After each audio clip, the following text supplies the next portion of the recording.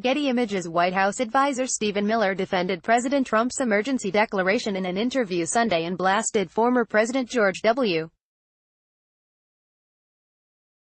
Bush of betraying the country by allowing illegal border crossings to increase. Debating the facts surrounding migrants and drugs coming across the border with host Chris Wallace on Fox News Sunday, policy advisor Stephen Miller laid the blame at Bush's feet.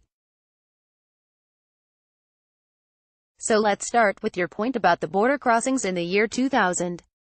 As you know, when George Bush came into office, illegal immigration total doubled from 6 million to 12 million by the time he left office, Miller said.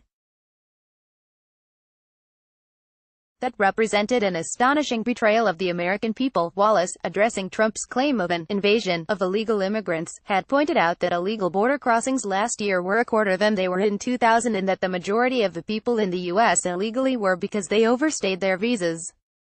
I'm not going to sit here today and tell you that George Bush defended this country on the southern border because he did not, Miller said.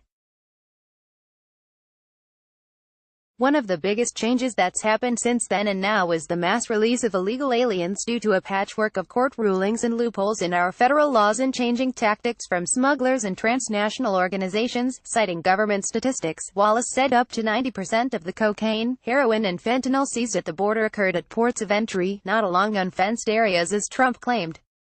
But Chris, the problem with the statement that you're apprehending 80 to 90% of the drugs at the ports of entry, that's like saying, you apprehend this contraband at TSA checkpoints at airports, Miller said. You apprehend the contraband there because that's where you have the people, that's where you have the screeners. Trump declared a national emergency on the southern border on Friday that would enable him to access $8 billion in funds to build a wall. The action came after Congress passed a spending bill that would give him $1.3 billion, far short of the $5.7 billion he had demanded.